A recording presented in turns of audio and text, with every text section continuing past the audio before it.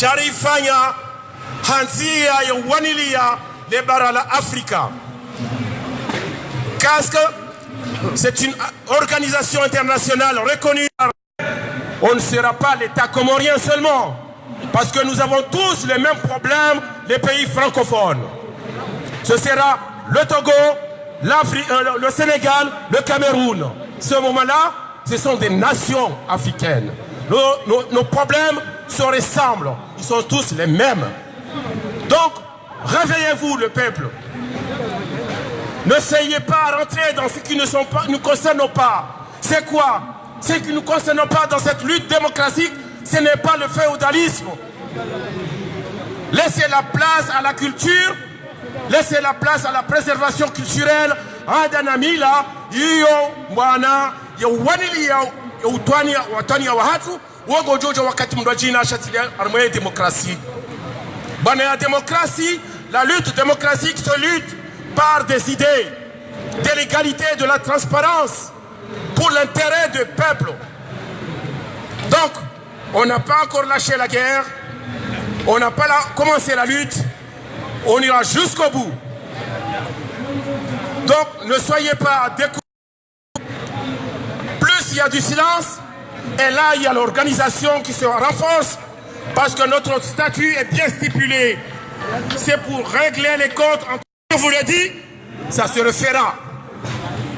Donc, le silence ne se traduit pas par une faiblesse. Non, c'est une organisation qui s'implante pour avoir raison à dissuader les États qui donnent la force aux dictateurs à sucer les sangs des peuples. Et nous, on ne lâchera jamais. Mes chers camarades, je ne vais pas être long aujourd'hui, mais continuons le combat sans rentrer dans la division. Et surtout ceux qui ont des idées, panafricanisme, ceux qui sont vraiment légitimes pour défendre les intérêts des peuples, mais ce n'est pas ceux qui ont des idées de France-Afrique, de la pourriture et des gens qui ne défendent que leur portefeuille. On les connaît parmi nous. Ces gens-là, il ne faut pas leur donner la parole. Ils ne représentent que leur âme seulement, mais pas le peuple. Le peuple est représenté par ceux qui sont légitimes, qui ne défendent que les intérêts généraux. Et bon, je vous souhaite bonne continuation et nous allons gagner cette lutte. Elle commence, elle finira jamais sans que nous ayons les droits légitimes de chaque peuple. Merci. Watukufu wa Jamalifa, assalamu alaikum. Kanzani mwambieni ukaya tijohanza mje mregeze drapo watsona za hele 24 maana le 24 karna ubali ya drapo au kangarjoka na ndogozi njizofanya alafunge la dimu leo inu heni utina drapo ngela dimu ya jiarenge drapo leo kangaranza usonti pia heni mrabale drapo riki hamade jole shona. Assalamu alaikum. Marhaba. Karinga sibanu ya baridi na irohe ewa hata mwayasi Mohamed Barwani ya jori wa Silibanu ngarjo sana bijuli sana ukaya embana inu obanu ya honra insha Allahu nge honra mwiso hayo ne mavunanga johujati hali yabo insha Allahu haukaya ngarjo ukaya karchulala karchuhima ili embana inu ireme homaswani haukaya sonti pia ngari amini haukaya gaibidio yobandraka bilibanu haina ulona shuhura yare haina ulona mbaya yareme haina ulona uhura wa utia baladani ya utie nembedi mewoi rimkhatimishe haraka insha Allah.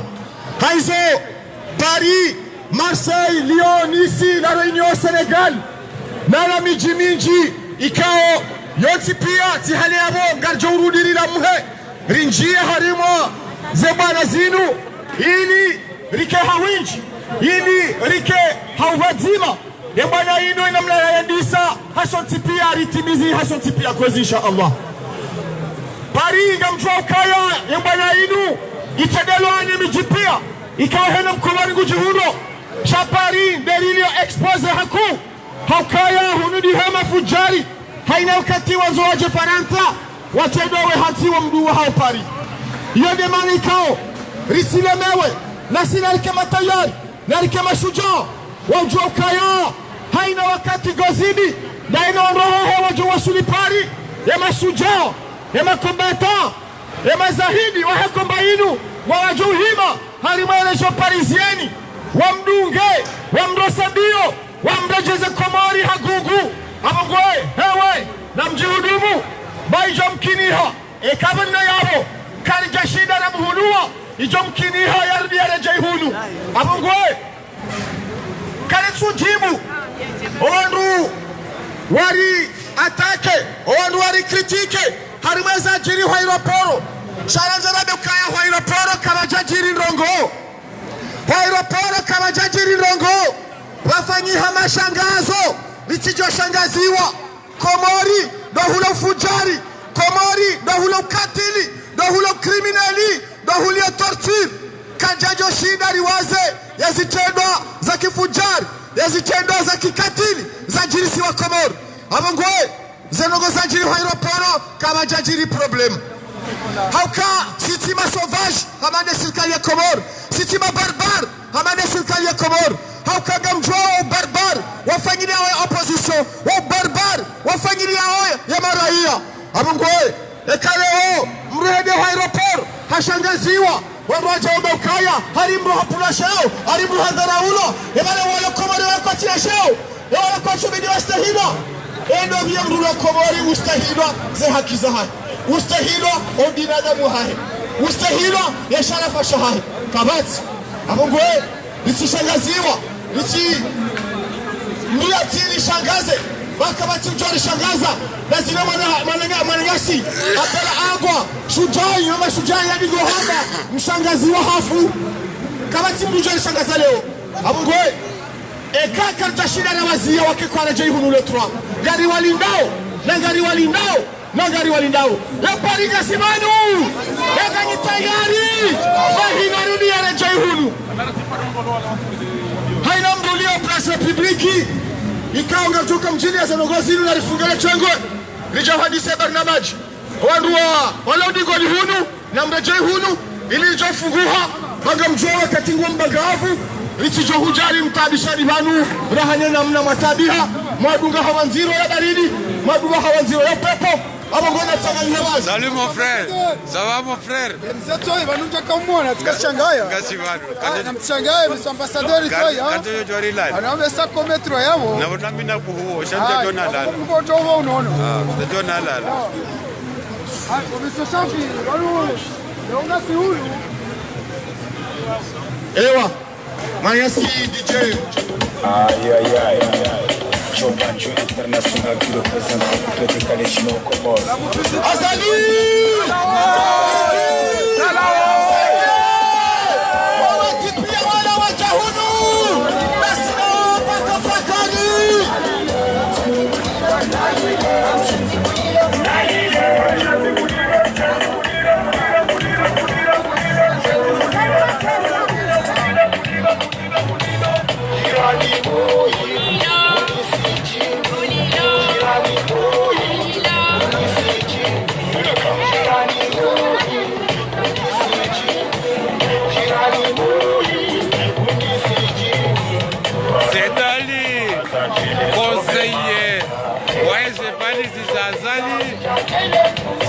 intervention yahe akorungowa abakasi matelanka sonolo Paris sonolo Faransa nabokabati delanka amanda esedali omjini mjini conseiller wa ezefari zazali ye delanka normalement abogawera ndefotu da sina genar da reje Faransa ya jawoni matelanka we kofanya hazi bari mlindao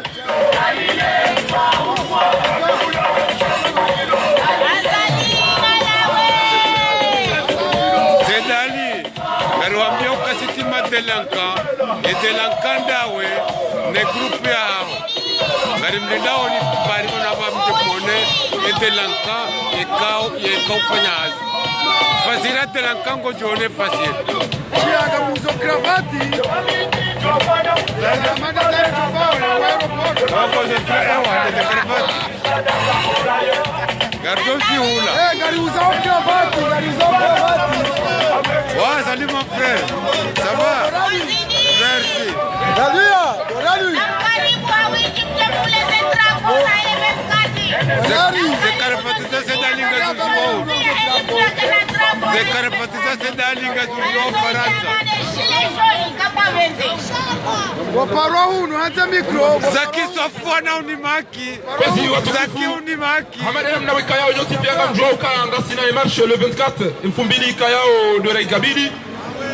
Ngari mparao ni haina mnduya kayao raka jashinda ya tuzijua ngamonao inamna wataoze damu za wanyanyasi wasi wa Komori dini nzima ikaulazimike rianzane wake mwadilifu wake mahaba kama sivyo kayo ilio haizonga rudo wafanyilia revision ya le jimbo la taifa la mando riatanganye yoma ili ondua de ya jua izo rakanzari bashele siseni rijue tarehe sira tika wijua rijue majimbo ya lasimu ya jue rirete majimbo ya mafiti ya hondo ikayao karituona hata mtima ya jaya heza na singari ulo wao da sina zefami wada zanga wa mauti wa Komori shanga wakati weka yao wajuri utajia si peuple ya Komori. Shukran.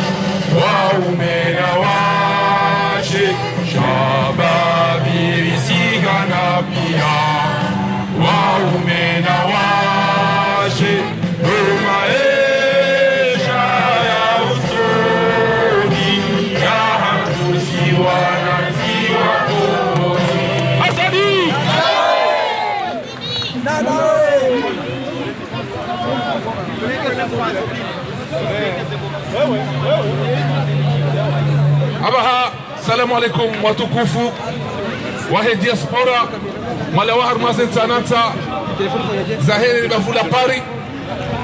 Assalamu alaikum nimlio Komori mridunga wa harmazen jiaza direct na nimlio la renyo na harmazen jiaza saya ikaunga mgao ya manifestation nimlio leo place de la République karno shindari wazize mfumbiri rahajabanu charni kana miadi ya ndongo nga wajofikiru karika ujabanu rijeri chabuhe wewe ndo atabuhao na wakafikiru karika ujabanu kedombili na wadiwase na wando wakafikiru kabanu lilufijo la koka nao ndo lufijo la koka ndo wambia ukaya ilenga miadi sonti pia limana wako rambaka ufu bihaji kumwa ya farhabun lilenga miadi yukakarna urudi ujabanu paka mpakani paka wasomonti na omba jo somonti reka wanza reka kwa janza kwa jo somonti ngari wambia wote na waelewe ukaya dictature keja paro homa esenti uza dictature iso siwasilo esenti uza dictature iso siwasilo hakaso titi haku onwa diwase fasiria dictature yode mana wekao na relewa ketoma ya hatu ngendao na wenjeza na haina usiku wa hasha ya haonge mungu hao ya hatu ya njeza haizo haina mtima kangu jobanu haina usiku mama si uwatasi mvua jua chumu ngasibanu aukagarantenti hatu haizo halingabandu kawatozi wa adabu haliwa komelwa cravate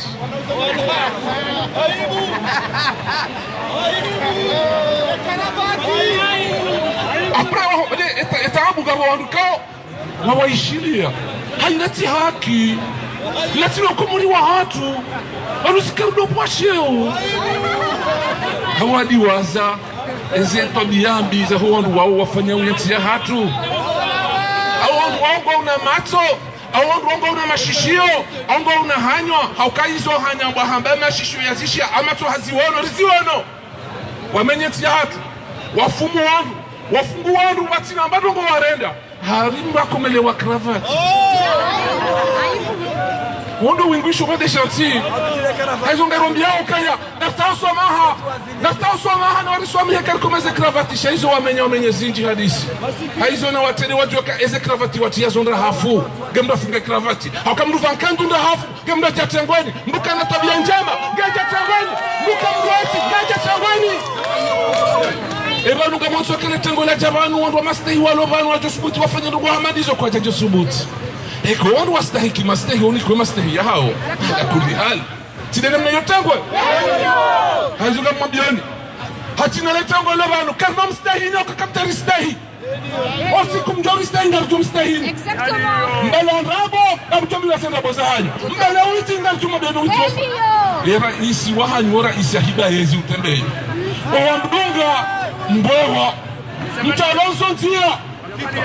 mtalonzo ntia na sisi roba ngartao hindi mastehi akangaronzo haki ngaronzo ajabu akangaronzo mastehi saizo kamtinizo haizo msurje morinika misomo ya nugo kangaralo kainoboti twezi watukufu wa diaspora ndatukani na manifestation kao e manifestation ngezidisha mfu tena mfu aukezi twaza hatu yemiyo ya hatu zero za hatu yemiyo ya hatu ya jirma ya hondo lobano tipia wasaoze nesa ukaya yeyezi ya tendelo ni mfudhuli msongaji ya hidayenti ngesawonti ofumo wabira mwenesa harwe dunia yote pia ya kala village ukamkomori ndumuhibi ambahindu shamduka mhidi ukomori wahe ofahari wahe woko dotilo harumabe ya ukamrado kateta buha akawa usiku azali ya vote ukartafanya ngosho usiku aiba randa la tijao kuna ujo uhida yeti hatu dobira wetembe haja unu hadungwa mbio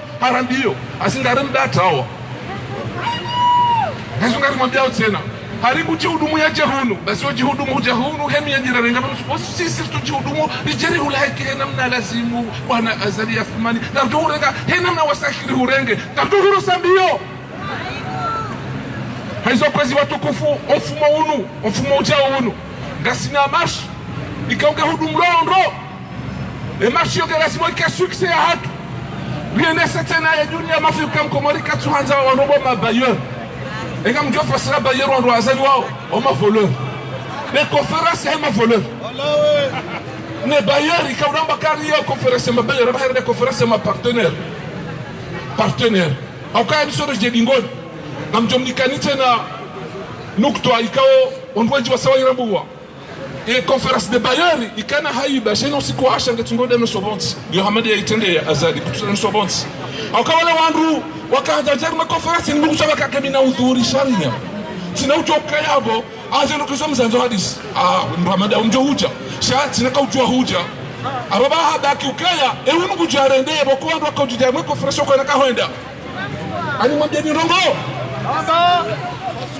nipasue basi nga sinatoma njema ukaya hajuja uifanya mula betisa la muda he conference akawando juko bunge na hamjari mavio dono juko jarongo hunu kabati mru wasaya shauli orengeba pesa yao yalibe mafundi wanato josoma harenge kulibo avio ya jehunu bure no wandu wajuka ujarongowe yawe ya wadadi ya wajuarongowe abone mwelewe ka imruo hahisandra abo haizo kwesi artuandisa manifestation hatu inu hele chimbo la hatu la taifa au kanzara sherize au karikana mawatoni au kai mwanyesi aliswali ikao kama mjondo ndondo womdu hai hambu ne chandraya shaka watoni kinyume ya ndurula na leo kwa msongaji de rais mui yensi hatu ya honda ngo yensi hatu lio ya ubwa ya kana marais de rais wa peura mhunda rango tulonansi haizo Muhammadu wao wote mtokana tarehe 43 tarehe ya peu yalingana naye kwezi watukufu na tuendelee na ushindani jimbo la taifa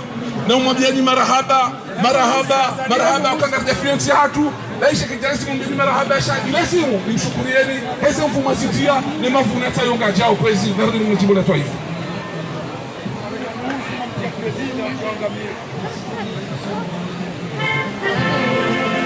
Isipepeza inadi ukombozi pia Daula imenuha tasibabu ya hedini moya tanga ya hunukomoria narikeni ya mahaba ya hubenza ya masiwa yetu wasiwako moroda munzima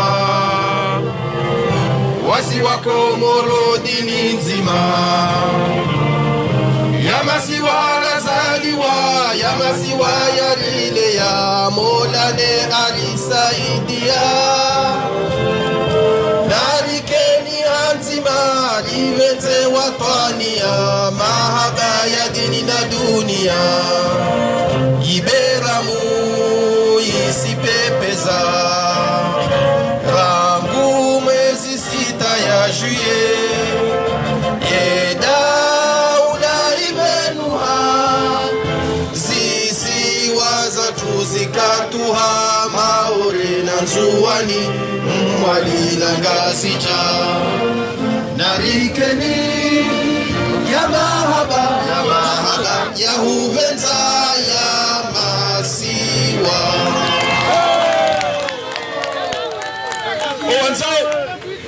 owanzao e masiba ngovan ngabo wakanza wa yahuze on de ma voleur bailleur voleur narambe ukaya hajauna ma conférence kanda ngo zape si atu ze droits zo kasti respecté kabati ata droits respecté wao akanga sina wafungwa bure wadhulumi wao bure nile tengoni ino haina wakati lo wadhukuru shana wajue mahala walioka karna udiwaza karna upero wadiwaza paka watoloa wakawafungwa batina njia za haki.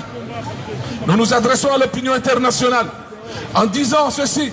Cette semaine, il y a eu la conférence de la paix et ils ont invité une personne qui ne mérite pas cette place et qui ne représente pas le peuple comorien épris de paix et de liberté. Car cette personne piétine les droits de l'homme, piétine la démocratie dans son pays. Et nous demandons à la France d'être vigilant.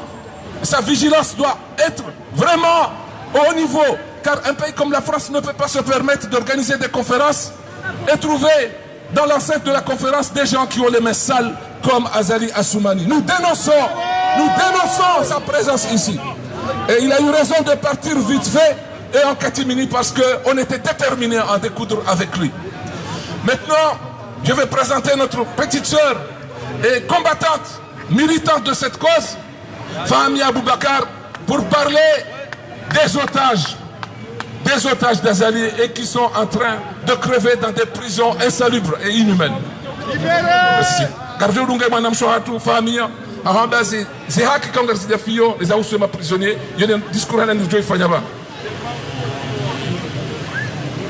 Mesdames et messieurs, chers combattants, tout d'abord, je tiens à remercier les forces de l'ordre de la République française, ainsi que tous leurs collègues de la préfecture de Paris, dont M. Emmanuel. Très bien, tout à fait.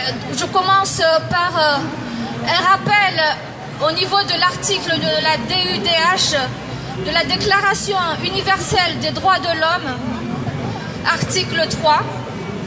Donc, tout individu a le droit à la vie, à la liberté et à sa personne. Je souhaite vous dire qu'un président illégitime, originaire des Comores, qui est venu en France, particulièrement à Paris, est venu participer à la conférence de la paix. Je pense qu'il devrait vraiment se regarder sur une glace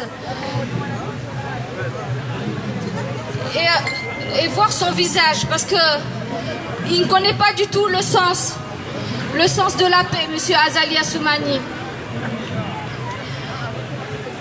Dans les îles de la Lune, notre magnifique archipel de 4 îles, qui se trouve au nord de Madagascar, dans l'océan Indien,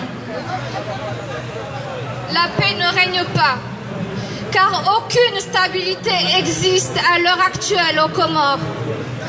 Des troubles avec des arrestations arbitraires, dont notre frère Saleh Assoumani qui subit plusieurs injustices, ainsi que tous les prisonniers politiques que nous considérons comme otages.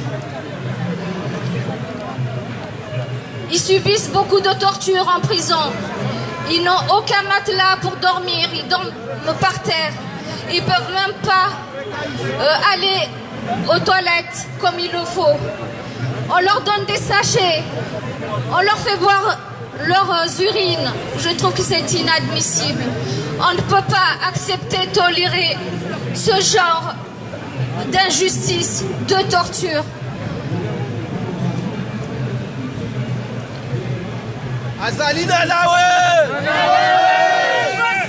Comment un homme peut oser participer à une conférence de la paix alors que les droits humains ne sont même pas respectés dans notre magnifique archipel? C'est inadmissible. Les droits humains sont bafoués. J'ai un message à faire passer à notre président, M. Emmanuel Macron. Je suis française et je jouis de mes droits de citoyenne. Je vote. J'ai été amenée à passer ma formation de juré titulaire au tribunal de grande instance de Bordeaux. Je fais partie aussi de l'équipe qui milite dans votre parti politique, de votre parti politique, La République En Marche. Mais sachez, Monsieur le Président Emmanuel Macron, les durs événements qui se passent dans mon pays d'origine, les Comores, je constate que vous légitimez un président qui n'est pas élu par la population.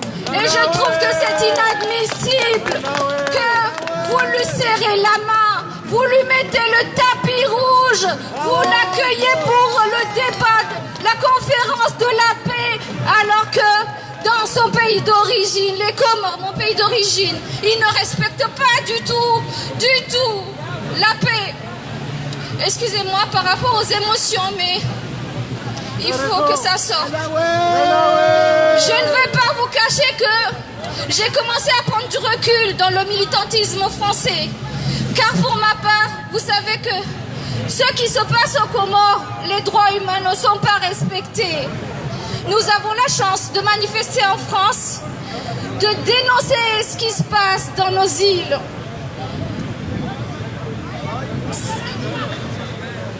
De dénoncer ce qui se passe dans nos îles.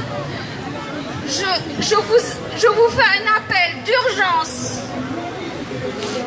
Monsieur le Président de la République française, Monsieur Emmanuel Macron, veuillez trouver une solution d'urgence pour la liberté de tous les prisonniers politiques. Sachez, parmi les prisonniers, il y a des Comoriens, des Franco-Comoriens. Et là, je vous dis honnêtement, les citoyens franco-comoriens, la diaspora de France qui compte 400 000 personnes, vous sera entièrement reconnaissant si vous écoutez notre appel, notre secours d'urgence. Je vous prie de faire être libérés. Ils n'auront pas le droit à la liberté d'expression, la chance que nous avons en France. On a le droit de écouter notre appel, notre secours, Monsieur Emmanuel Macron. J'aimerais bien que cette vidéo aille jusqu'à l'Elysée et partout dans le monde et dans les Nations Unies. Je vous remercie, mes frères et sœurs, parents du combat, de la lutte. Merci à vous tous. Merci. Merci Famia. L'émotion est légitime car il s'agit des gens, des compatriotes, des Comoriens comme nous, qui se trouvent aujourd'hui en prison dans des conditions inhumaines. Imaginez une seconde être dans ces conditions. où on ne respecte plus rien. Donc nous comprenons bien son émotion, mais aussi son appel en disant qu'un pays comme la France, pays des droits de l'homme, ne peut pas laisser faire, ne peut pas accueillir des gens qui ne sont pas dignes de ces droits, des gens qui ne respectent pas. Et nous espérons que son appel, qui est notre appel, soit entendu à l'Élysée et ailleurs. Et sachez une chose, les forces politiques françaises, nous avons beaucoup de Comoriens qui sont des binationaux. Eh bien, le moment venu, quand il y aura des élections, nous saurons choisir nos amis.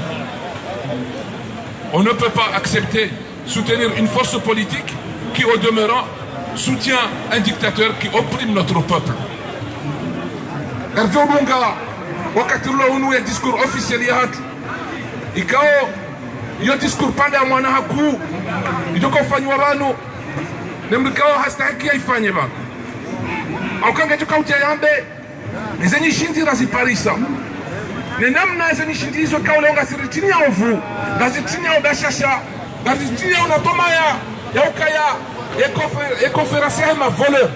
Ne haina aktivite wando itenjani dardozi tia mtsanga. Haizo batina ulata wakati, kamjo pare mwanama Nurdin Mbaye, yaje ya inese, ya discours officiel ya hatu, tafadhali.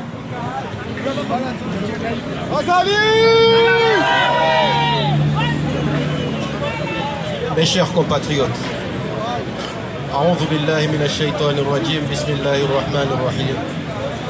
Je vous adresse mes salutations de paix où que vous vous trouvez, qu'il s'agit des Comores, de Sénégal, des villes de la France, ce peuple qui s'est mobilisé pour porter un message à la fois de paix et de combat.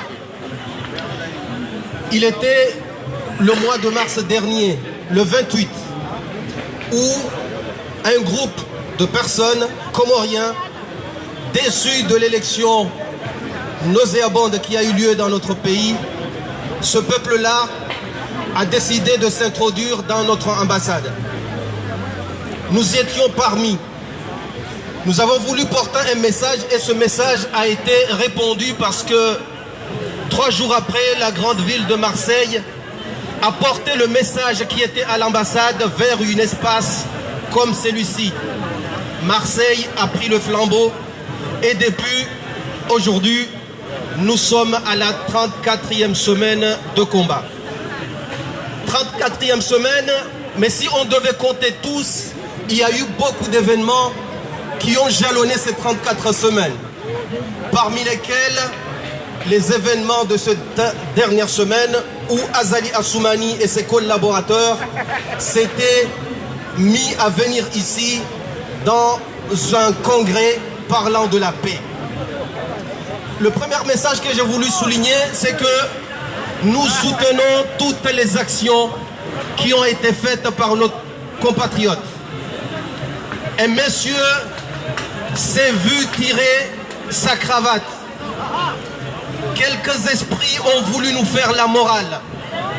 Je me rappelle, la première fois où je me suis vu à faire une vidéo pour dénoncer la politique dans mon pays, c'était des gens comme Wadan, c'était des gens comme Moustapha Setche. Ils ont été bousculés par le pouvoir militaire du colonel putschiste Azali Assoumani.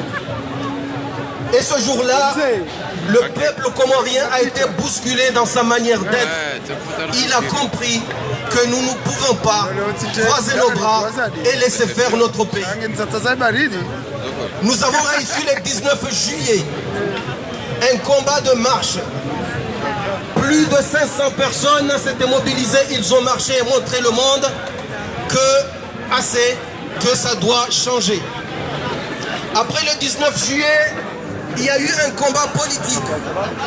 On s'est vu à la ville de Lyon.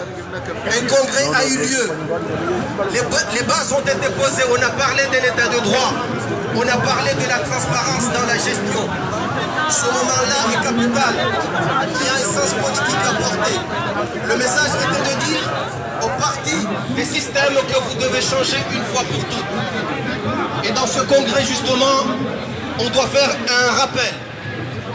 Parce que le congrès nous a dit non seulement qu'il y a un état de droit qui est revendiqué et qu'il y a une transparence dans la gestion à matérialiser dans la vie de tous les jours, nous avons été demandés de choisir des délégués. Paris s'était toujours montré à la hauteur et nous devons attirer l'attention parmi nous. Nous n'allons pas zigzaguer. Pour chercher les meilleurs, il faut des élections transparentes et nous allons le faire, nous allons le réussir. On ne se sort pas président de quelque chose comme ça, parce que justement notre combat ici, nous témoignons et nous disons à Azali qu'il a raté des élections et que nous devons revenir à des élections transparentes et démocratiques. Cela a un sens. Ce n'est pas à nous de montrer le contraire de ce que nous demandons à Azali. Le combat qui est mené aujourd'hui, c'est de dire à Azali, nous devons respecter les manières de faire une élection. Nous n'avons pas à montrer le mauvais exemple. Je pense que ce message doit être compris par nos aînés, par nos amis, par les combattants de ce même combat. Deuxième message. Il a été dit, une conférence est prévue le 2 et le 3 du mois prochain. Nous allons tout faire pour bousculer cette conférence. Parce que nous insistons et nous le disons à la France. Emmanuel Macron, vous êtes de la tradition de la France-Afrique. Si nous parlons français aujourd'hui, ce n'est pas que nous ne maîtrisons pas notre langue. Nous pouvons le faire, mais nous voulons vous transmettre un message. La France-Afrique doit cesser. Vous avez piétiné les droits de nos peuples. Et aujourd'hui, notre soeur l'a dit ici, vous accompagnez un dictateur qui manipule notre population, qui a indigné le système électoral tel qu'on l'a connu, tel qu'il a été appris. Et vous êtes le complice d'un homme que nous refusons. En conséquence, nous allons faire tout ce qui est de notre possible. Le monsieur qui a été tiré la cravate la dernière fois, on a vu son fils, il a essayé de prendre le micro et nous faire une petite morale. Qu'est-ce qu'il a dit? Il se dit qu'il vient d'une famille féodale, une grande famille. Et justement, la formation qui est là, c'est que le monsieur qui a été tiré la cravate, il a enseigné son enfant, il n'a rien à dire au peuple que de dire il vient d'une grande famille. Ce n'est pas une éducation politique quand on parle de la République. Cet enfant doit apprendre comment parler en public. Qu'il vienne d'une grande famille, d'une famille féodale, nous, on s'en fout. Nous parlons de citoyens, de droits du peuple et de l'égalité entre les citoyens. Le combat qui est prévu, ce sera une contre-conférence.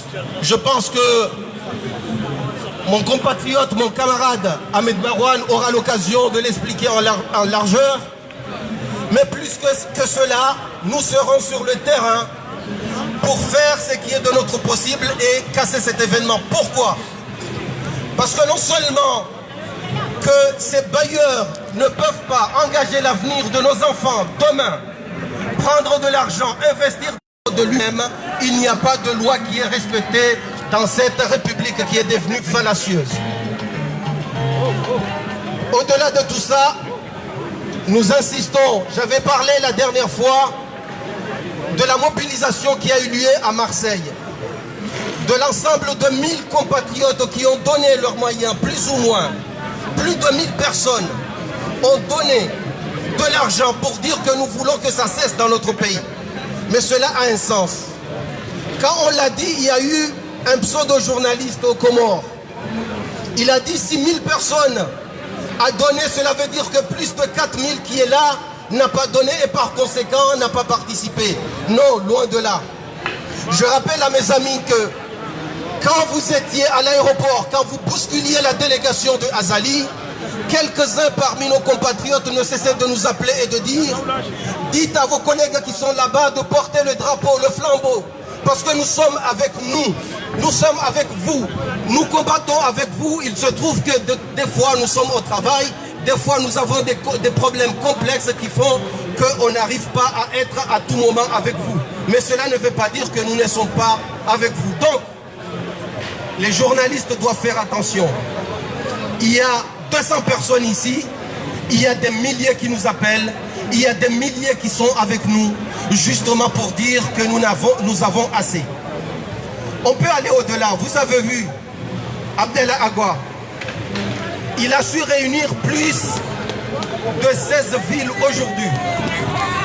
On allait compter les villes de Mbeni, de Ikoni, de Moroni, de Ntsoutchini. En tout cas, il a mobilisé plus de 6 villes pour commencer le combat qui est déjà entré en vigueur. Même la ville de Mitsoudjé était disposée à participer, sauf que pour des raisons techniques, nous avons dit nous ne voulons pas déjà opposer des citoyens dans une ville qui a une particularité, vous vous rappelez. Il y a un jeune, ces derniers jours, il a osé prendre le micro et appeler les siens pour dire on va se battre alors qu'on parle de la République. Cet enfant-là ou ce jeune-là n'a pas compris le combat qui est demandé. Ce n'est pas une histoire de ville, ce n'est pas une histoire de famille, c'est une histoire de droit, d'état de droit. Nous vous parlons de Daoula Yahaki, cela a un sens. Il ne peut pas y avoir de Daoula Yahaki si chacun n'arrive pas à se hisser sur son individualité. Si chacun voudrait penser à ses conforts familiaux, à ce qu'il a de soi-même. Non, dépassez vos ventres s'il vous plaît. Nous voulons une république, nous voulons un état de droit et cela a un sens. Je ne veux pas aller au-delà, je vais vous donner les moyens de développer tout ça. Je vous remercie mes chers compatriotes. Garanzao Daoula Yahaki na Daoula Yahaki yoka ina ubaguzi wa rangi, yoka ina ubaguzi wa kabila, yoka ina ubaguzi wa mila au wa wanti. Chasonti pia siwanu wasawa oso nimesharia shahenti. Utubafanywa bani enesa rogozinji okasembwa na bali ya uzinu gazizao mafuna menji okawa uhara ukaya harumwe masitoye hamadasi uhara baha goharu wao kaunda dhulumu yenti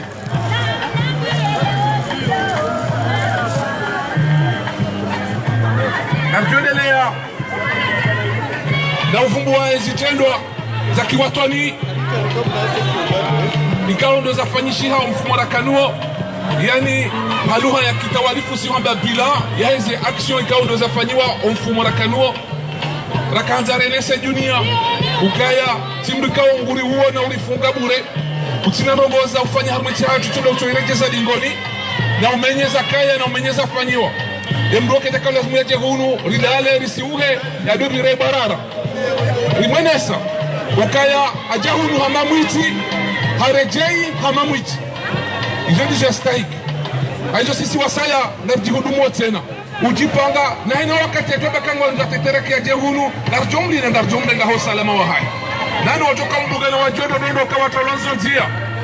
Watalonzo nzia ukaini mtuka udunga mbukao leo asundulia husi haisundulia wajau. Garebe wako mori ikao leo watanganyi harumale jijila la Ntsoutchini. Ikao mwenye nyasi Abdallah Agua. Hawapara kama mjua ndondo Abdallah Agua kama mjua kama ngoni mwatoni si apeu ya azali kanza imre hichwa masihu ya hija wandu wapulo shamnyezi mwamba kala tijao hamvukisha aukaye watoni kama tibi arenda shangutaho haki na wanule ukatuanza waone wandu kama wanze haki. Vive Abdallah Agua na sila mjao zentikaozi onda na harmale jijila Ntsoutchini ukaya ya mijasa na wadungo mfano huo mtanganyia watima riwatoa vindo hii tigaze mwanama Farahan ekaka harmale tengo nsimdini tengo jitukufu lino yani soji hudumu ili huja hao wazadu ni wao wasai tasisi mlelo ngaridio fasilia mzazi ngaridio fasilia hona shohaki ngaridio fasilia hona shohaki watinao kabati ulezi watinao kabati nti watinao kabati maesha watinao zimbanya zinu kajejo renga ye furso ya sirenga aizo kwesi rikahanza sukale hunu mana malhadi اسمر جوزيا مسك لوكنا برك مرحبا rikahanza osikole hunu rikaribishe miongoni mwao wananyasi mawatoni walobanu wanama bana haji yaje nese enamna dionao mwanamshe mkomor haruma ezitendwa zote pia ikawa batinaye kabatiza Johen haizo mkaribisho bana haji yaje rende hommage nikaanza mndu mmende arande omashe mwanamsha ukaijo kairisa tukao kwa watu ndo washe sheki destur mkado jirongole lakini destur kaula simu mndu mzima jeron ya jenge sema unyahe hanjaza kiwatwani hanjaza kimbana au kwa ndo washingo harumasi mbana zinu la fileti mkaya rimononi Republiki nganyiri mononi haruma majilisi mkayari mononi haina wakati mapulongonga jirohari haisa ilasi mwala kuri hadi mwambedu kabati nani kabati johende de mana zikirio ndaba mlobano bana hajendelea.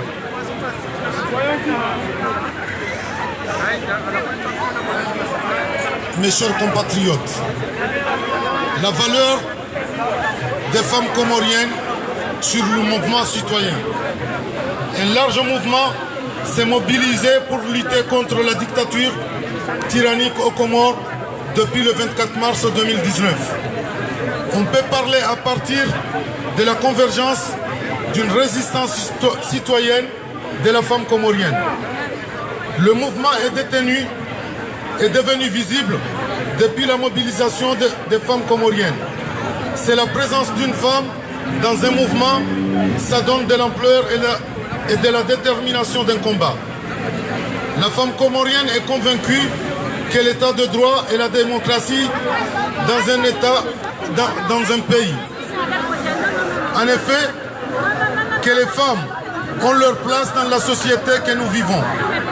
C'est le moment où jamais je prends cette occasion de rendre hommage les femmes comoriennes de la résistance citoyenne. C'est un hommage solennel car elles ont marqué l'histoire du pays. Je passe les femmes comoriennes en pitié de leurs frères et sœurs abattus comme des oiseaux depuis l'arrivée du putschiste dictateur sanguinaire Gozibi. Vive les femmes comoriennes de la résistance citoyenne et de la République Mpaka Daoula ya Haki. Je remercie à ces femmes courage qui se battent aujourd'hui comme pour la justice, pour la démocratie, pour les droits d'expression, pour la liberté et contre la misogynie. Merci. Mpaka Daoula ya Haki emdumshe ngena lefuvulaye harmoy Daoula Haki.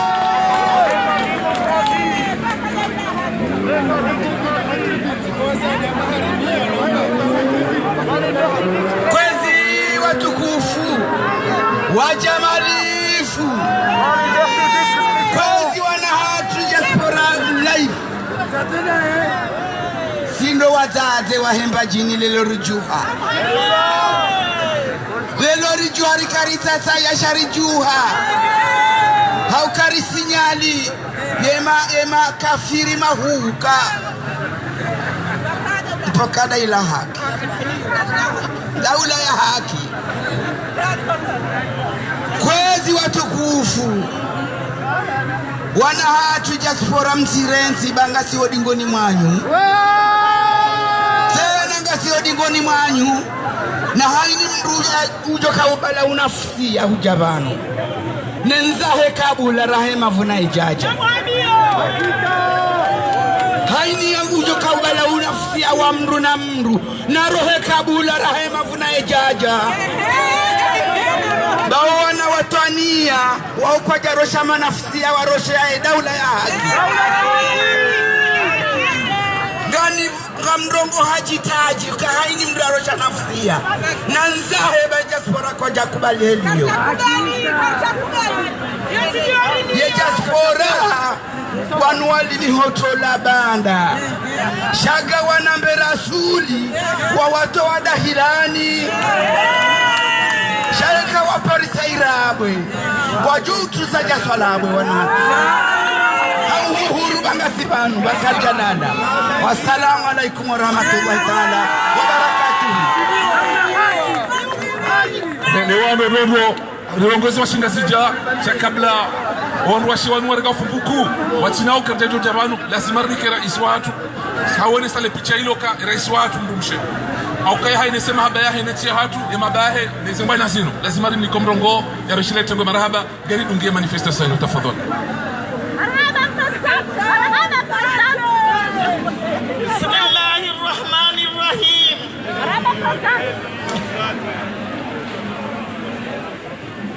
Kwezi tegwe jitukufu Njamalifu Majisa watania Hamrumme Hamrumshe Gani mroni se salamu Assalamu alaikum. Se habari salimina Wasikwa lewo Se habari Narisubirie Bakari Johona Chema Narisubirie Naya subiria Yali daheri Kujo unraye mavuna Inshallah Haraka Nitabe hiduhale Nitizabe Ebe gagani mandio nukaya Namtulileze roho zahanyu Hamme hamshe Karina ulibwana ini Mwenyezi Mungu ya kadozulu mweshumbe shahi Kana urizulumu Kumjuhore juhaban Rejabanu na mfuwa na baridi Kana urizulumu Inshallah Yadi kwa zazulumu mru Mwanadamu hamandaye Kahibanu gozidi Kwa zwari zulumu Shaka na ushida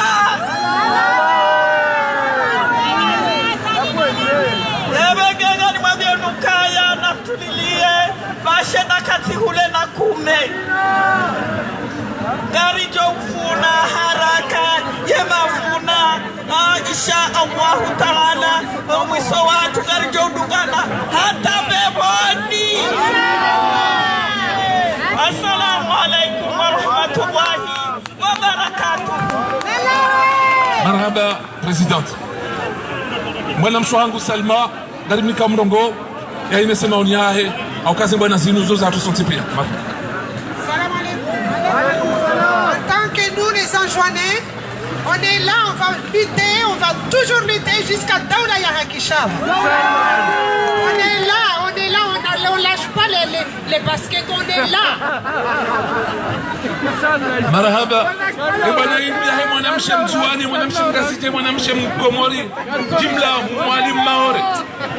Gardo para fundi fahar ya jare nese ya mafuna rahunda harumase bwana za mfumo hunu rakanuo ni namna rabambaza le jirubi la kafukanga tunti harumwensinu like haruma hawa ya usalama hawa katikao kajatuma ndongo ngeja ambebuza ya zile mwana mafundi zambi hautukufu banu kwesi.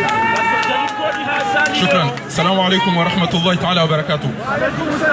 Andani do shukuri ya holiho ele tongorino na ubanu ngono tengo kayao lisangiro de sivuli fungundo eze kalite pia zihudhuri ya banu abonge izozo furahisha ondo ikayao do mpara oni banu watukufu hama besenga nyi hama dami ema jera besenga mwambia oni ukaze na ticha za bwana hatu isasi kurubia ndema na mwanzo mjomke wazima nase kama amendisha kozi watukufu eze hazipi angezifanyishi hao ya uone sae mwanadamu ya ukawi mwanadamu mwi haizo tinikiwa fursa yinu nionese eze natija waikayao do zafarianiha holiho do mudhirio wahe ele fujari lazali nondo waikayao wadungana na ujabani ekare do angali yanauka na wafanyishi hao hazizi nji haziza makirtasi omobiro mashitaki yafanyishi hao shaentinu Boka ndongozi jiri deke wafanyishi ndongoza fiziki Awonge Namjo shukuria amado Wekitu wekayao ezilera zika zidiro Ondu wawatu wawasubihi Ili wenda Wane sefujari weya uka Aina maana uzosoku wao Wejoelele masuja wahamia ukana vanu wewe tu n'es pas le bienvenu Zandali wano kujalaliki washado utono fanya upatufu Wawenda bahanu wikayao kujalazimu wende Ufa kwa iti mawamba intia haho Kujanu mabunjino la amani Mkayao wati mro amani Haizo Mashababi watukufu Wao wajua wasubu inebaridi Wende waambie mzeola ikayao na mwanao wanadamu wahi madhalimu watojua izo ambao wadiwaza mdia wa wandu ya hafa ya kuwa wandu manyo ya wanosa wandu kocho shawene ngwa komanteo mdia vure karavati mbebe wana kate turana na rongo ikasi izo daino kipi ya janiyo zabari Mwenyezi Mungu arande ukana ma asaba min musibatin fabima kasabat aydikum owanungu aendao bahanu watilo mau yeye emnakarabati yatia hakautola zabari mseola ishele ni mwanzomu mchiuli yoti muhimu wakawa na basaini objectif yatu lisangari yonao shangari mshelezi zaoni bomtou huna ndo mabiani rongo katilo tokana gena mjehunu dodele kaulu la wandu wazalo ndo program basemba baola bidumana na wandu ndo ambasadi rendera one mabuchirimina wabwanya nyasi kwa silo ambasadi namba tawa nu wala wandu tikada mine wana wadhiya mbaba wala bahidi hamba wembaba homwiti ngembaba wala yo adabu yoti adabu mbaba weka yao wanaho watu wao wanahe mabani hao wada hiyo ukawa ulao ikawa lazimike mbaba ola ema hayaloni yo yabe ukana wale mwana mamua weiba ne mwana hangu sinauto kukadaminani vanuka karja voto wazali izo ndizo kwa bidii afanye sha inna Allah jami'u al-munafiqina wal-munafiqat fi jahannama jami'a mbaba yamu hii hedakari ya mwanadamu muhi amada ya ila demania zila za muhunda haizo kabati za feti au haina ufikiri au karabanu sisi gari jitole haina mnainu na harara abu wenge daba jitole abana yukana suwa ntia tumeka yao namna ya bidii kae suwa ngare nao haizo ekipu hiyo ijua wasubuhi yende ikauone sembaba ola baada ya lapisa mbaba mtukufu mbaba imwanya nyasi shuja ya mlapiza ukambaba homwiti weya kaenda zaye tilungana no wana mala fevu na wao rendo aeroporo ba mbaba wasi mwana sima yokana mbaba ngamurongozo ba utinera kahuta richa jerita wandu wanya nyasi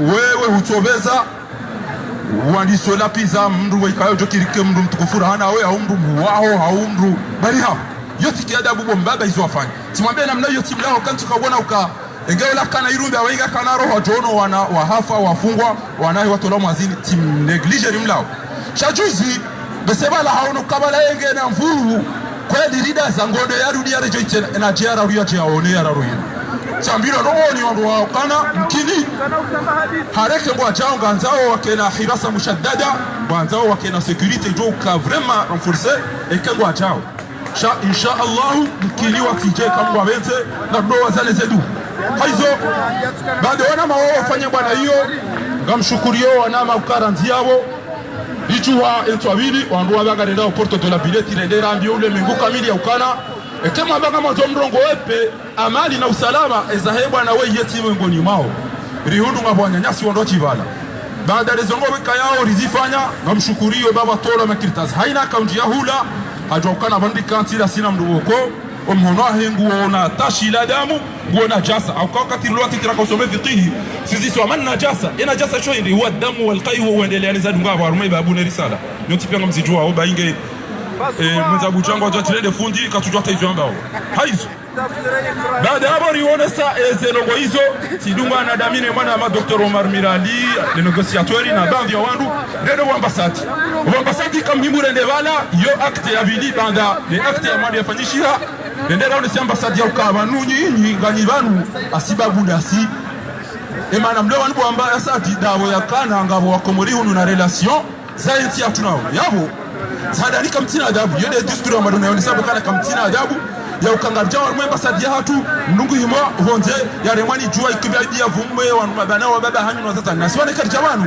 inde lidao la hatu de mana rakaenda la rengemba sadi mwambia nyokana ba wakati weka yao kaini ya hekomori ya bonga jore ngele dao la hatu hizo nizora ziwasilisha warambu wa yokana kamna utolo jamo plane ba ringa kama tsala hao ambasadiho lendeli ka urongo wa ukanaba nungari mnikani makirtasi kali mnikani makirtasi kartita makirtasi ya hani inwanzo ndo kuzifanyo hula babanu riwabuli ya makirtasi yafanya au sikarni kwa resi warenge mapesa ya makirtasi yafanya watu wa yanyisa hizo timu ya kaula timu sha waisa mkini rame ukana dondogo zinuzaji rinolina mweso ntipia haina katinga mchedani naonesa mala ni filme ya ukana ngamona wanade mwopia wanu Algeria wanu tijwanda huvi haina ngwa dai haki ya ezabarinyi wanazidete ndoda nyazali mtumwamba kamjahunu na wanu tipia wadejo zetu zao mkomori wako dia ina mala duka ngutuda identia yasaya baada rahenda ratambaza ze tract haina gari la kaubira likawaone saukana komori ngio na katili litanganya dasino wanyanya wasi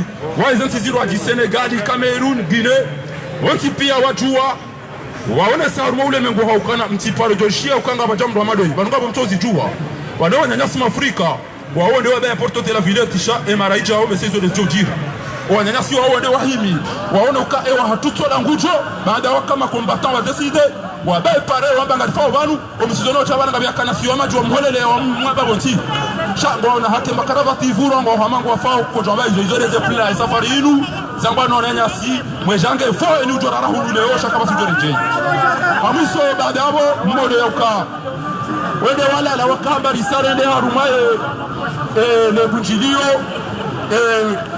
mwanyanyasi hende haone sanze no gozila yati ni oridi yo haone so kananga nyafujari lo banu sali SMS hazonesa sha wende wala la wamba balaba sionza bujao wende wala la baada bala waka group ya wandu yashashi weka yao hizo ngarishukuri yao wandu wa desideo wa kweli rekangabo wapulwa reka kwa japulwa rekanga nyidanya reka kamtidani nao chema ala rakazabanu kari na uleje jingoni nasika tushinda ngari mwambiao timabia na kana kama jose komori Desembre ngamjo sa komori Desembre njakuwa msafara ukanga mjokaza alika na ukawe kambwa benzi hizo hautimize makauli yangu baada ya halala wakati weka yao mru asisitaha haina mndu yarahitwa hata sisi na mangalia sisi Egypt wandu ya warahitwa ya wangamiza haina kati ya rongo kwa tusubiti uva wandu jao hauka haina kati ya wanako wandu wanangalia ona hii sha mabunjilio yahe pia yo wabadingo zabarika twanzo wandu wanambo ukana banti tigamu basi yoto jokana harara changu toshanga ya sabari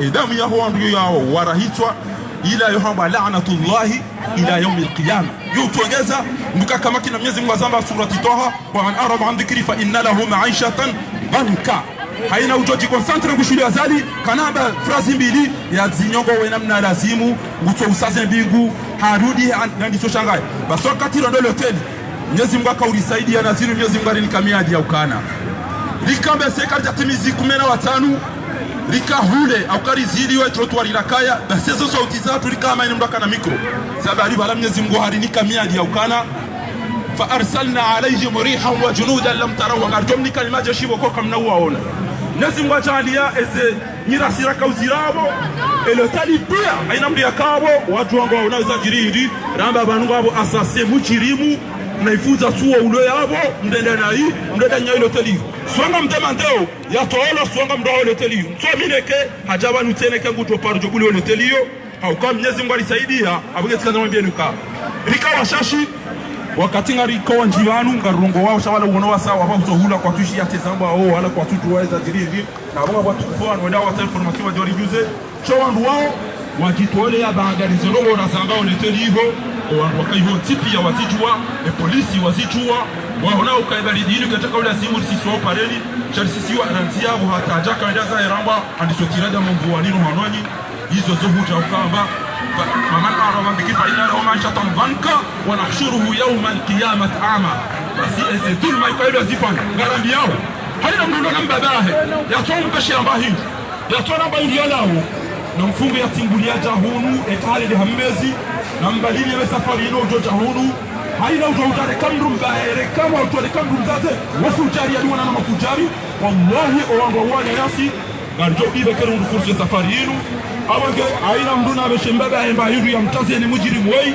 shojo chahunu wafujari aduwana na fujari basi garjo fanya hizo Mwenyezi Mungu arambia ukana waqtuluhum haythu taqiftumuhum na mwangamiza ina mara kwa mdo waparisa wote ndami wa Mwenyezi Mungu arudi habari jidafi gari jomucha jerife tetihale ngamjo yeshelea Mwenyezi Mungu fasatadhkuruna ma aqulu lakum ngamjo yeshelea promise ni mwambia ni banu wa ufawidhu amri ila Allah ngamni kwa Mwenyezi Mungu kwa bana ngamjo kwa Mwenyezi Mungu inna Allah ghafirun bil ibadi Mwenyezi Mungu jotalia watihi mfumo banu gari kwa uzade wa ukalifu charibinu niangalia ili furahi azali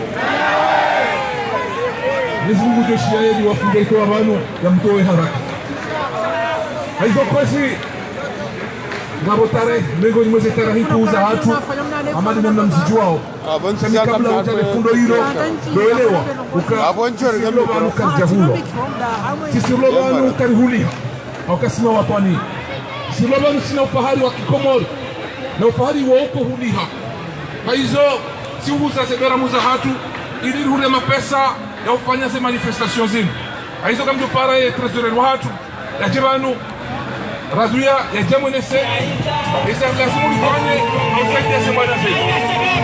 Razuia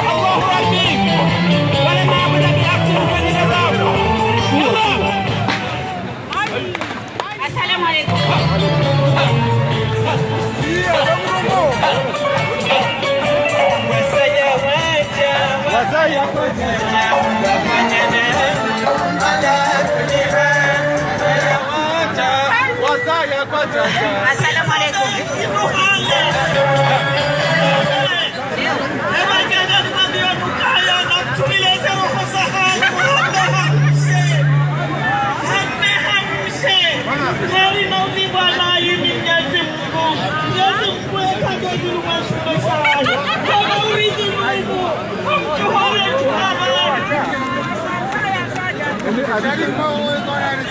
Assalamu alaikum. Kaujavani njeni ni mwandeni kaya vani mimi ni trezori wa heze la diaspora. Alafu sikanzali mwambeni ukaya ngabo ze drapo vanu ngelazimuri ziule maana ito lazimu ye manifu ya hele 24 ye marche ngelazimuri kena heni mndu ya kena drapo ili msina drapo ngelazimuri ya jia hule maana ngaranzawe dimashi rifanye hamande gilet jaune shakar sendara menyezi kuza Macron shakaranzo sonti pia heni mndu ya hene drapo ramtiti rambu ifori mndu hene drapo. Alafu si Johanza kabinizo vanu heni mdo nakangira mwa yeye ajebanu mteregeze drapo besa yenge ndio ujize kasonti pia heni mdu hamundi hane drapo. Wassalamu alaikum. Marhaba Grazimori huleze drapo hizo ka ili songeza wewe manifestation ya hima kawatu kutambo kaya hulwa akasika hulwa jina tena zambabanu ya marche yakavumula vanu ngefani wao insha Allah le 24 dimanche 24 novembre. Et trajectoire d'argoï précise. Par moi, c'est SMS, les messages d'outil, par moi, c'est direct de Kofania Pia.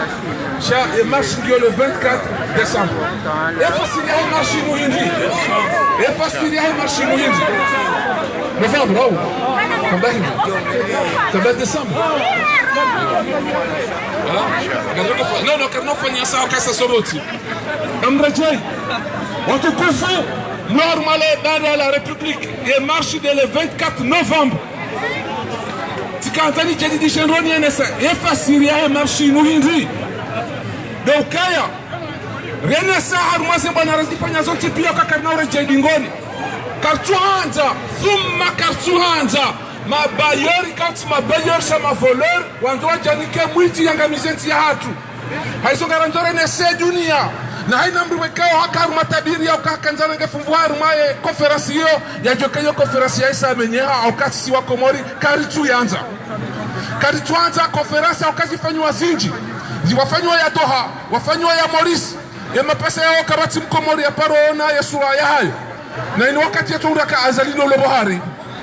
Haizo ya konferansi ya mavoleur karitu yanza. On est saka karitu yanza no karike hawinji. Le 24 novembre. Hunu Paris na singarambiao onyanyasi walo haruma ese collectif za saya wajoshine warenge fuvu haruma ya marshi yo rije hawiji renese o andwao ukaya karnore jedingoni thumma karnore jedingoni paka waizia. Nous demandons au peuple comorien, à la jeunesse, aux femmes, aux hommes de se mobiliser pour cette grande manifestation qui sera caractérisée par une marche, une grande marche. La marche du refus de la conférence. La marche sera vraiment organisée pour un seul objectif. Démontrer que le peuple comorien n'a pas besoin d'un bailleur de voleurs, d'une conférence de voleurs. Car aujourd'hui, nous avons besoin de quoi? De projets solides, des gens sérieux, d'une bonne gestion. C'est ce que nous demandons, mais pas des conférences et de l'argent qui va être dilapidé par les mêmes.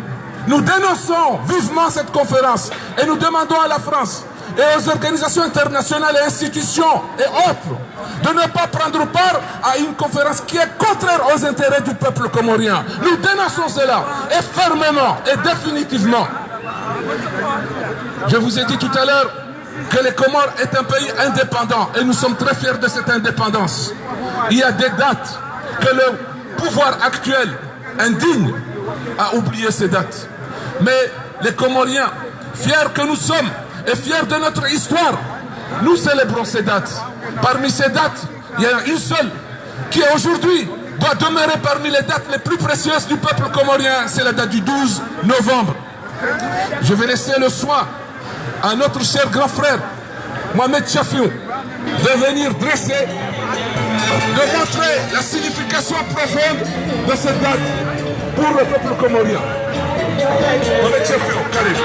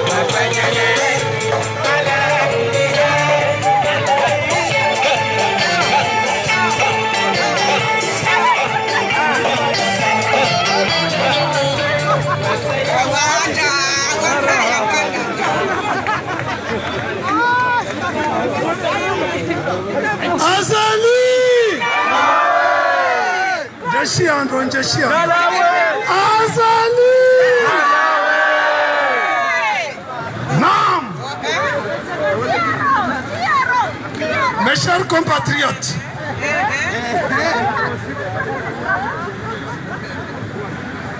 en ce mois de novembre, il est de notre devoir de nous rappeler une partie de notre histoire, une partie importante de notre histoire. Une histoire qui a fait que nous sommes ici. Parce que nous sommes ici, parce que nous sommes indépendants. Et que de cette indépendance, il y a eu une mascarade électorale qui a porté au pouvoir un usurpateur de pouvoir.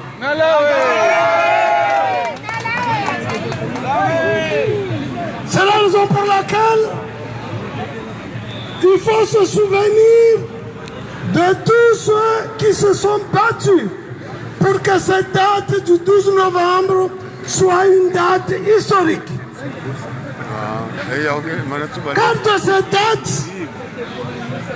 il y a 5 personnes essentielles qui ont joué un rôle très important et que les Comoriens ne veulent pas entendre parler. Bizarrement, c'est vrai que M. Ahmed Abdallah Tereman a proclamé l'indépendance le 6 juillet 1975. Mais la proclamation de l'indépendance à l'intérieur d'un pays ne suffit pas pour faire de ce pays une nation parmi les nations. C'est pourquoi, pour la mémoire du 12 novembre, en premier lieu, je rends hommage à M. Abbas Youssouf. Je rends bien hommage à M. Abbas Youssouf. Paix à son âme. Car si ça n'était pas lui, aujourd'hui, on aurait un État avec 3 îles. Mais au mois de septembre 1975, en sa qualité de délégué aux affaires étrangères, il est venu à la rue Odino, à la tête d'une délégation, pour signer le transfert de compétences entre la France et les Comores.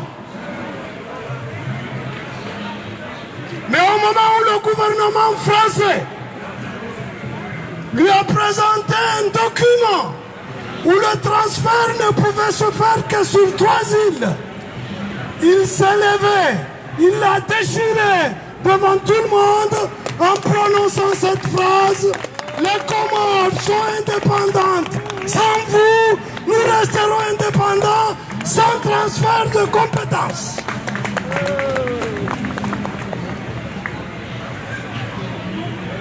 Ce soir-là, dans la nuit, l'hôtel qui abritait Salim Hadji Midi, qui faisait partie de la délégation dans la ville de Montreuil, a été bombardé, la chambre a sauté, heureusement il ne se trouvait pas là. Le lendemain matin, Salim Midi et Abbas Youssouf, ainsi que le reste de la délégation comorienne, dont Mohamed Hassan Ali,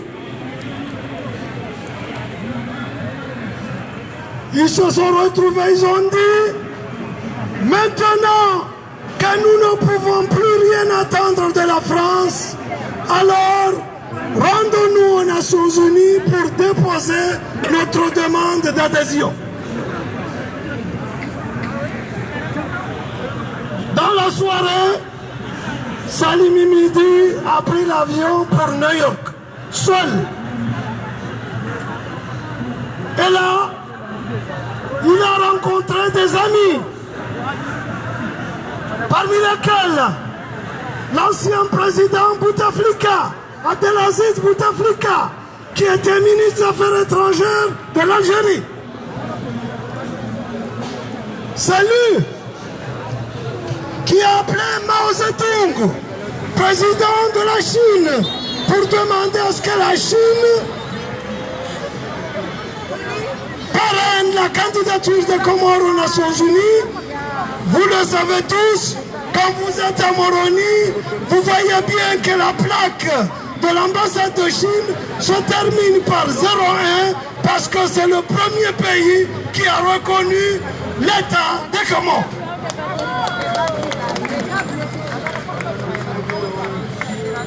Et c'est là qu'au mois d'octobre,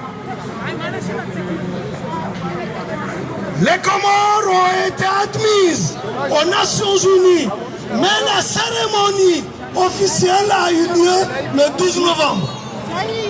Bravo! C'est pourquoi je rends hommage aussi à 3 Français. Je rends hommage au président Valéry Giscard d'Estaing. Je rends hommage au Premier ministre à l'époque, M. Jacques Chirac.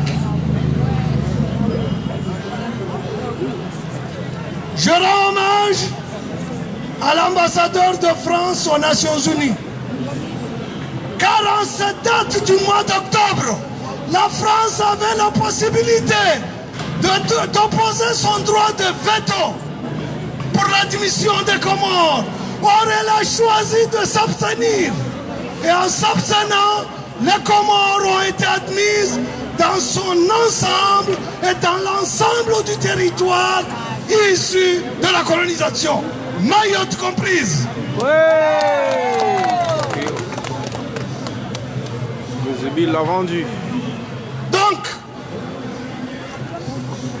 on peut dire tout ce que l'on veut.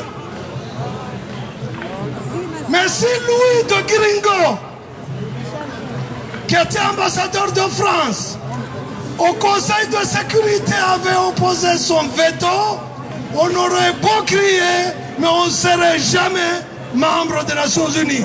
On l'est aujourd'hui parce qu'ils l'ont voulu.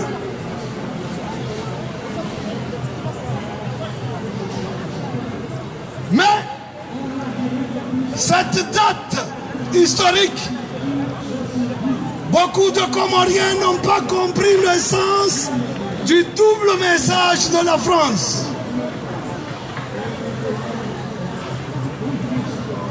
Parce que pour ceux qui ne le savent pas, quelques mois après, Louis de Guiringo a été nommé ministre des Affaires étrangères, ce qui fait qu'il a pris une promotion. Ce qui explique bien qu'il n'y a pas eu erreur au moment de la décision de s'abstenir. C'est vrai. Depuis, comme je vous ai dit, les Comoriens n'ont pas très bien compris le message. Et c'est là que 2 fautes graves ont été commises et qui nous coûtent aujourd'hui un peu cher.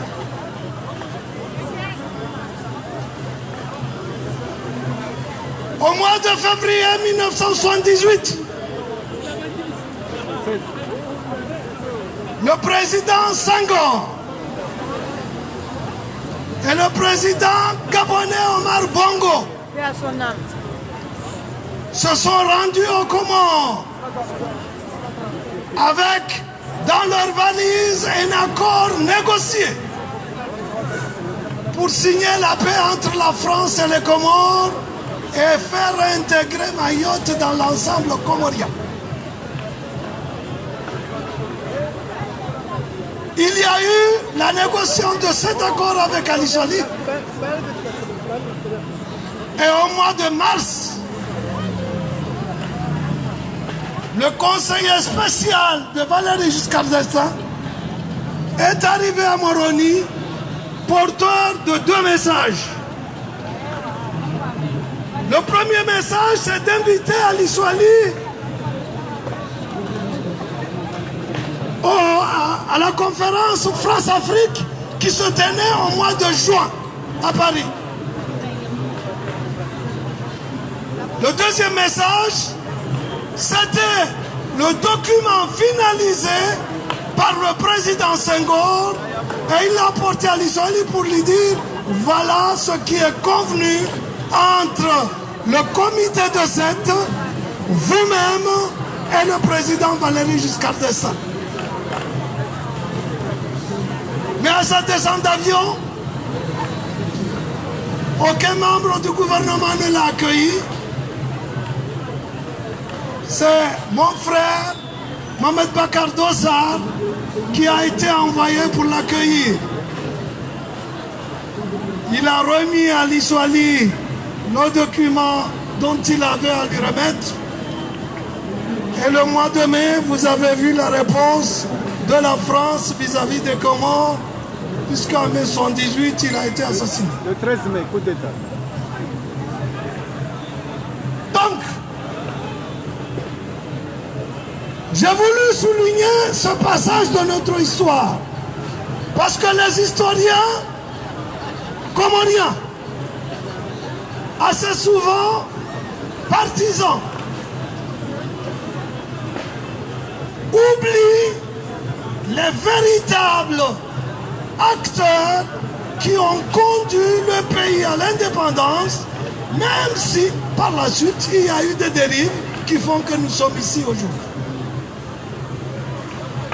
Je ne vais pas être long. Cette précision était nécessaire. Il fallait que chaque Comorien le sache et il faut que cela reste dans nos mémoires. Je vous remercie. Azali! Le dictateur! Il est aussi clair que le rôle... Il est aussi clair que le rôle du peuple comorien pour l'acquisition à l'indépendance est la condition nécessaire et suffisante.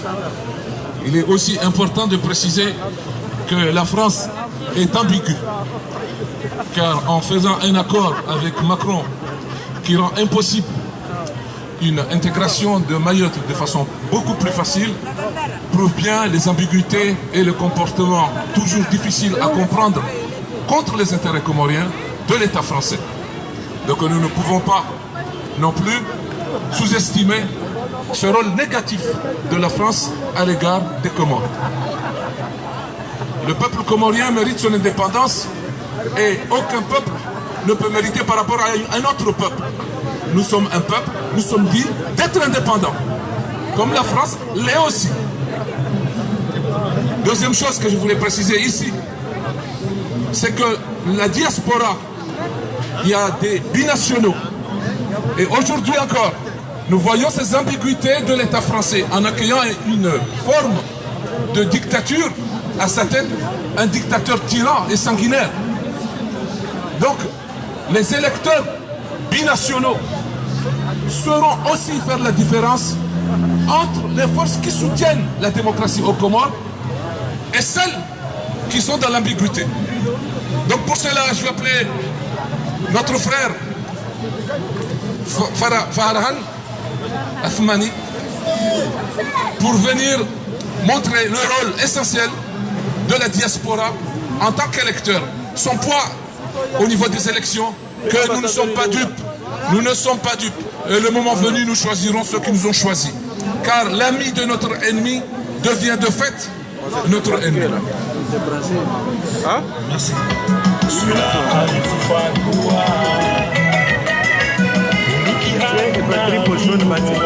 Il est où, ambassadeur?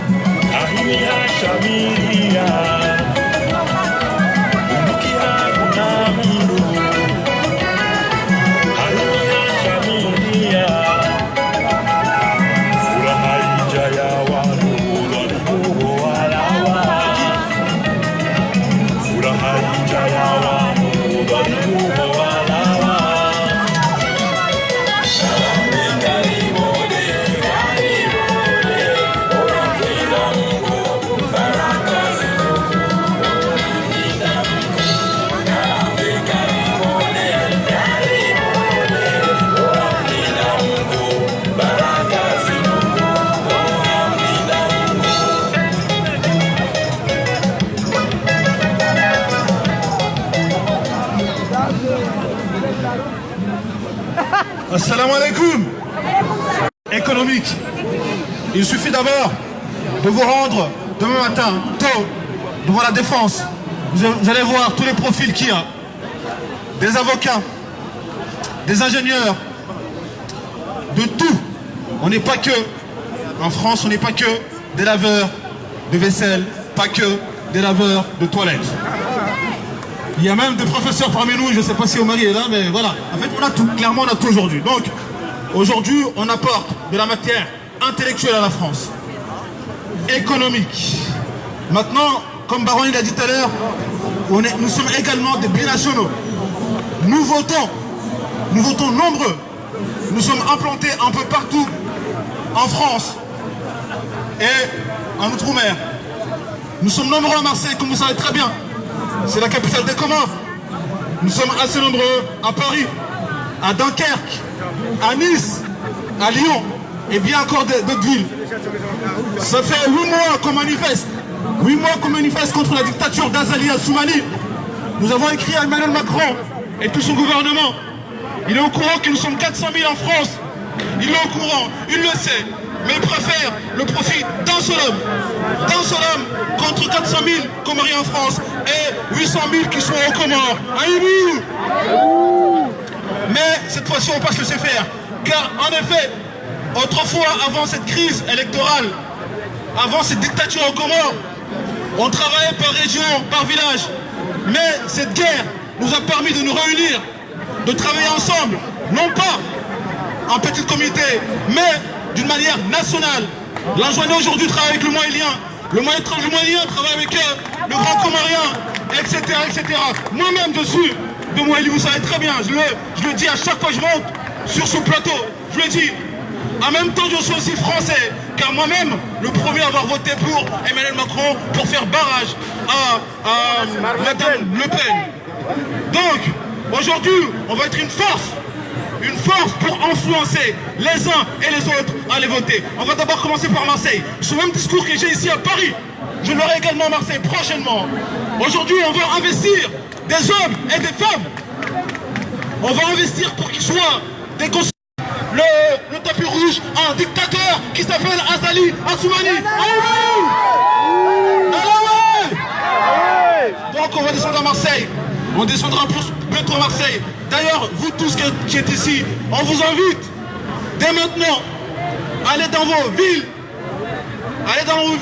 Allez boycotter le parti d'Emmanuel Macron En Marche. Il faut le boycotter. Et certes, on est en France ici, mais il nous fait du mal. Et on doit aussi rencontrer les maires.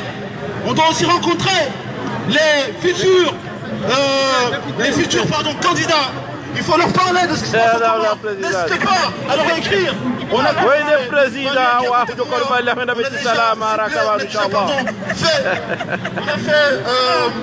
déjà ciblé 200 villes avec plus de 50 000 habitants. On va écrire aux candidats. On va leur écrire. On va écrire à ces Berlins, on va les rencontrer tous un à un. Du moins, au moins, ils sauront ce qui se passe aux Comores, que ce n'est pas bien. Maintenant, pareil pour les Comoriens, les candidats comoriens qui sont à Marseille et partout, qui veulent être maires. Il n'y a pas de problème, on peut vous faire confiance. Cela dit, il faut que vous vous battiez aux côtés de nous. Car demain, si vous êtes maire, ça sera aussi grâce à notre bulletin qu'on sortira de notre poche pour vous permettre d'aller de l'avant. Donc voilà, je ne vais pas être long, mais c'était le message que je voulais passer. Aujourd'hui, nous sommes une force économique, une force électorale. Et maintenant, on va s'organiser. On va s'organiser. Monsieur Macron, je ne sais pas si vous voyez cette vidéo ou pas, on va s'organiser pour montrer qu'aussi, on sait aller de l'avant. Nous avons pris Mayotte, ok? Ici, petit à petit, on va aussi prendre Marseille. Donc, merci beaucoup. Bravo. Dégage, Azali. Azali. Kiki. narelewe ndoto za babanu na ukawa komori tike wa fumato rendo malaba narangalia wajo udungaze bwana zino harumaze partiza wa Faransa wao lazima wa voti ndio njoo chini ya mvua harumaze bwana za hatu zino au kaire unodondo Macron bakanga si 400,000 abonga sina 400,000 ya wandu watia umapesa harumwetsinu na ujafie tino watu katwaje chatu imenyewa lazima rimwene se ukakarna ukubali mafitino watu una wakati ya Joris Day au kaya wakati akaba zerogo zahe haunokai rais watu ikawa haibivoti katika ushindana zerogo za hatu cha kama dinashedi wa Macron cha ingaka usubuti ya mgabiri ya mwambie katija utijao jina na sahaba banu gafikiri kama kulkaje disputa do fanyezo yanzao aizo wakati lono rombe wako mari mahala walio pia wafikirinro wakati wajoka uvoti wandukao ngwari suteno harumazi bwana zino watu wale katili la Azali haruma yezi watie demokrasi hamada hono kwezi watukufu amdopara ni mwanama Dr. Jimmy kutoka utaine sema uniahe harumazi tendo asapeu zajiri na yesi apeu ya tendelwa niko na nini mredadi Docteur Balotoi Komori arengezi mali zatu Azali Degajo Inali kesi ya uwatiti Latuani maki Shambala uwamole Afundika wasilibo Wanasonika wasisoma Zipesa za hitola Afundika wasizona Alo Afari ni beshi Alo Afari ni beshi Wano Faransa na la Réunion Aranamu ni beshi Wano Faransa na la Réunion Aranamu ni beshi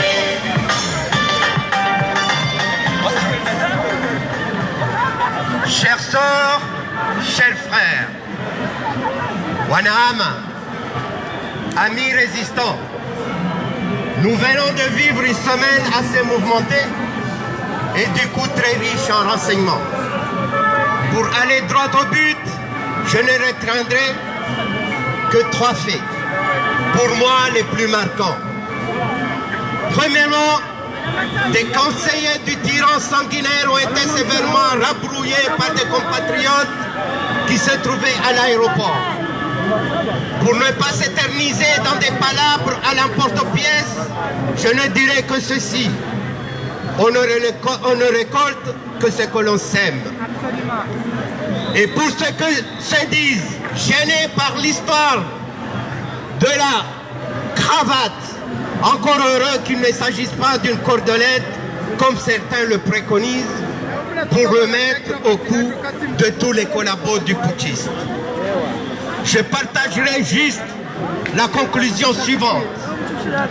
En supposant que les camarades auraient fait acte de discourtoisie. Mais ce qu'il faut reconnaître dans cette histoire, c'est que le Mtsovoa Imam, c'est-à-dire celui qui a manqué des sentiments d'humanité, est le père du Mtsovoa Diabo. C'est-à-dire celui qui manque de réflexes de courtoisie.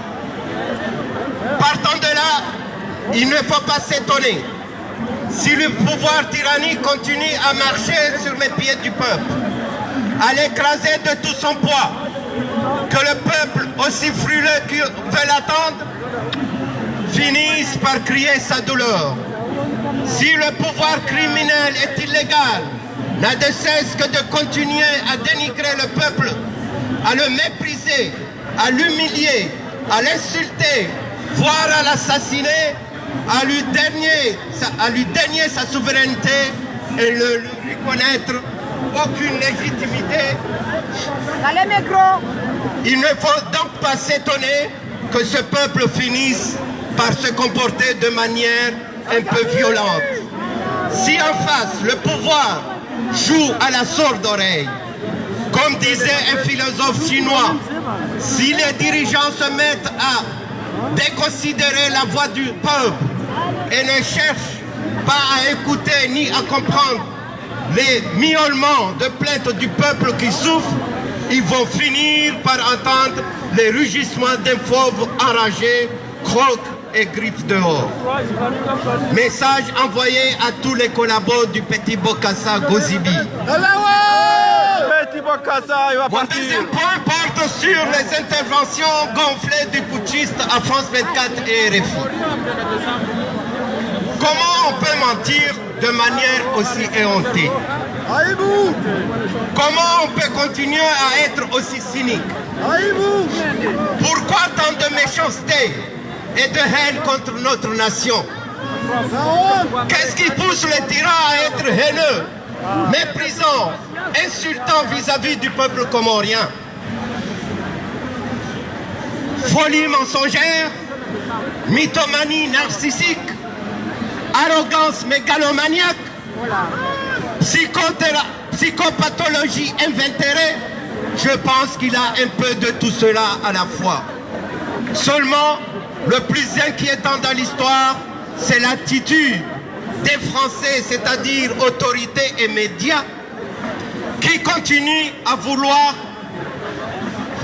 outre un semblant de légitimité, mais surtout une hausse de sincérité, pendant que les faits partisans d'eux-mêmes, il s'avère que le Petit Bokassa comorien Gozibi souffre de déliquescence, de déficience d'humanité et de cohérence dans l'intelligence. Il n'est pas constant et cohérent dans la barbarie, la violence, le chaos, le mensonge, le déni, l'arrogance, la gabégie et la corruption. Par conséquent, en ma qualité d'homme de lutte, on a demandé à nous tous, aux médias français, de porter un démenti de tout ce qu'il a dit et de vouloir aller démentir ce qu'il a dit à France 24 et RFI. Nous avons demandé à avoir un droit de réponse à tous ces médias pour qu'on puisse parler comme quoi Azali a menti sur la réalité des Comoriens et la souffrance des Comoriens sur place. Le dernier point sur lequel non plus je ne vais pas m'attarder concerne la réaction des responsables politiques, intellectuels, journalistes français sur les manifestations à Hong Kong qui ont fait un mort cette semaine. Ils se disent choqués au plus haut point. Beaucoup d'entre eux savent ce qui se passe dans notre petit pays. Beaucoup d'entre eux savent que le pouvoir tyrannique de Moroni n'est ni légal ni légitime et qu'il assassine, emprisonne, tabasse sans vergogne le peuple qu'il est censé servir. Depuis la dissolution infamante de la démocraticide de la Cour constitutionnelle et la tenue d'un référendum qui n'a respecté aucun cadre légal, le pouvoir qui cherche à se maintenir jusqu'à 2030 a tué pas moins d'une dizaine de citoyens comoriens, sans parler des militaires. 6 jeunes dangereux qui s'étaient confrontés aux forces de l'ordre lors de la mascarade d'élection du 24 mars sont portés toujours disparus. Tout cela semble n'offusquer personne. Certes, Moroni n'est pas Pékin, mais une vie humaine reste une vie. Un humain qui souffre, qu'il soit pauvre ou riche, c'est toujours l'humanité qui sort. C'est pourquoi je tiens à remercier SMS Salim Ahmed Salim qui a porté tout son cri d'alarme, qui a crié et qui a fait montrer à toute cette communauté internationale le poids de mesure. Comment un petit peuple comme les Comores puisse avoir des dizaines de morts, on ne le dit pas. Mais que Hong Kong n'a eu qu'un seul mort et c'est la tollée dans ce pays. Honte à eux, à ces médias. Honte à eux qui nous oublient. L'Afrique ne doit pas être oubliée. Les Guinéens souffrent, les Comoriens souffrent. Nous demandons à ces médias de véhiculer, de transmettre ce message au monde entier. Voilà mon message que j'ai voulu transmettre à ces médias pour qu'ils soient de notre côté. Bravo. Merci beaucoup. Merci watukufu. Merci. Gardo para emba jinigi yabano. Jeshi ya nono. Emba jinigi yabano. Ewa gema. Garzona ondo. Ambe pare mwanama tulai ikawa haho mojaban. Wandu wengi wakao muzisa sabina mlawi harara. Namlawi harara mbujo huja.